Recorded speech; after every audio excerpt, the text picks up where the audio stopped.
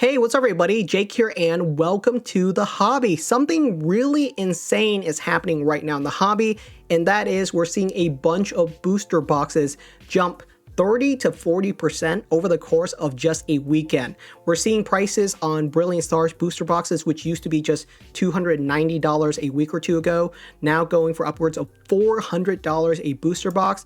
We're seeing that same price spike as well across a bunch of different sets, just slightly older sets, things like Astral Radiance. We're seeing that price spike. Lost Origin, again, price is climbing. Silver Tempest, and the biggest one of them all, Fusion Strike. Fusion Strike booster boxes used to go for $480, $470 just a couple weeks ago, and right now you're going to struggle to find any below $700. These are astronomical price climbs over the period of just this past weekend. It's actually really insane that this is happening for all of these different Pokemon card sets. But what's making this so unique is that it's not hitting every single Pokemon card set. It's not like every single set climbed 30 to 40%. It's very targeted in a very specific group of slightly older than Scarlet and Violet sets. Because if you look at older sets like XY Evolutions, it's not climbing. It's not climbing at all. It's actually kind of dipping over the past couple of weeks. And if you look at modern sets like Journey Together, Stellar Crown, Surging Sparks, they're not really climbing either. They're kind of flat. They're already quite expensive, but they're quite flat. So this is happening to a very specific group of set, which is basically from Fusion Strike up to Crown Zenith. All of these mid-era to late-era Sword and Shield sets are all climbing really rapidly over the course of the last week rather than any other sets. So we're going to dive deep into that today. Why is this happening to this very specific group of sets? And spoiler alert, it is not market manipulation. Some other YouTubers are already calling this market manipulation. I have a different theory. I don't think this is market manipulation. I think this is just emergent behavior. But I will say my recommendation is when a set climbs 40 to 50% over the past week, my recommendation is you probably should not pick them up. But we're going to dive really deep into this. But before we do that, I would like to thank Whatnot for actually sponsoring today's video. I have a really awesome exclusive deal going with Whatnot for this whole entire summer, which is basically I'm going to be selling a bunch of different booster packs directly from my own collection to you guys. I'm committed to making this happen, which is basically you can sign up to Whatnot right now and get yourself $15 in free credit added to your account immediately. And I just happen to have a bunch of booster packs available for right around $15, which basically means if you'd like to buy 2 Lost Origin booster packs from me, you can pick them up right now. With $15 free credit, you're getting 2 Lost Origin booster packs for just $3. Or you can pick up 3 Temporal Forces booster packs for $15, which after your $15 free credit pretty much means you're getting 3 Temporal Forces booster packs for free. So these are really good deal. As well, I'm going to be doing a live stream on Whatnot later this weekend. Check it out. It's going to be a ton of fun because as a part of this Whatnot Con special, I am going to be giving away a bunch of graded Pokemon cards. We got a bunch of really cool ones to give away. We got ourselves an Eevee SIR. We also got a Ceruledge illustration rare. These are just a couple of the slabs that I'm going to be giving away. We actually have a ton of other illustration rares, SIRs, trainer galleries, all PSA 10s, by the way. And we're just going to be giving away all of these cards away for free during the Whatnot Con show. So definitely check it out. But let's get back to it.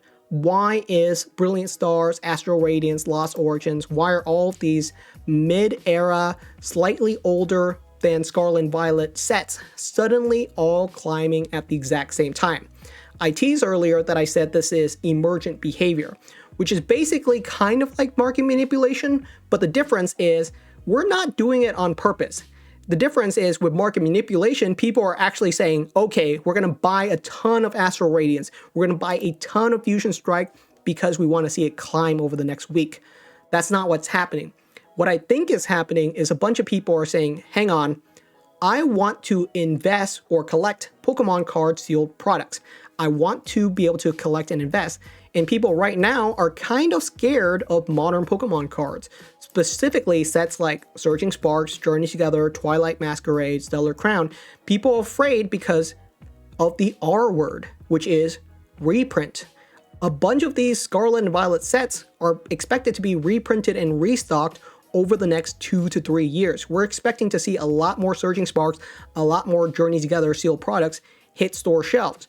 And they're already quite expensive. Surging Sparks is going for $250, $260, which is pretty much the same price as an Astral Radiance booster box. Just a couple weeks ago in an Astral Radiance booster box, you could pick one up for basically $260, which is the exact same price as Surging Spark. And if you had the option to pick up Astral Radiance or Surging Sparks, you're probably going to pick up Astral Radiance if you're looking to invest in something long term, because Astral Radiance is older and it doesn't have the same risk of being restocked and reprinted that Surging Sparks or any of these other modern sets has.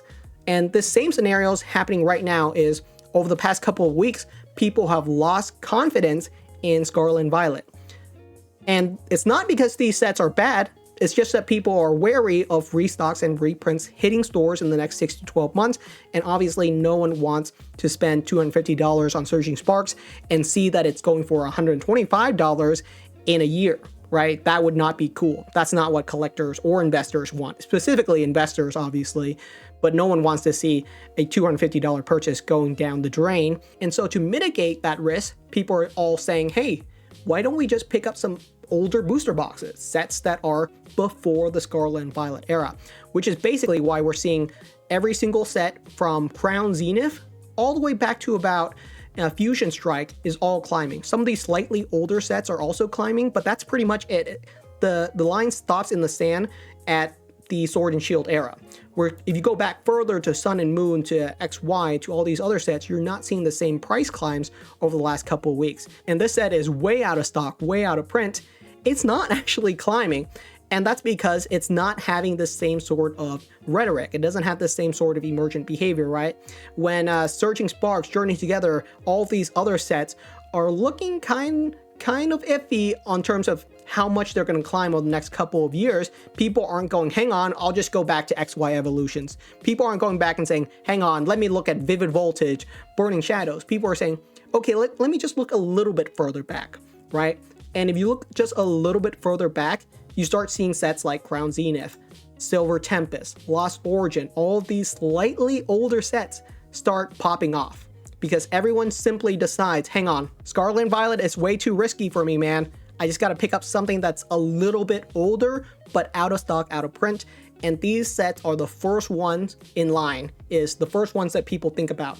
Lost Origin, Silver Tempest, Crown Zenith, Fusion Strike, and Evolving Skies, especially if you want to look back even a year older, right? If you want to look back before Brilliant Stars, Astral Radiance, then you start saying, okay, well, let's pick up Fusion Strike. It's older, it's out of print, out of stock, and it's a really solid set. And it doesn't mean these sets are going to climb forever, right? It's very possible that Fusion Strike goes up to being a $1,000 booster box, and it might stick around at $900, $1,000 for the next 4 years. There's kind of an invisible barrier at a $1,000 price point. It's really hard for a Pokemon card set to break past that $1,000 barrier. Once it goes past that $1,000 barrier, it can go up quite a bit. But there's kind of an invisible barrier there where people say, okay, that's ridiculous. I'm not going to pick up a sealed product for $1,000, right? So a lot of sets end up floating at around that price. So I could very likely see some sets like Fusion Strike, Brilliant Stars, Lost Origin. They might just keep climbing for a year and they might reach that $900 price point and they might just stay there forever.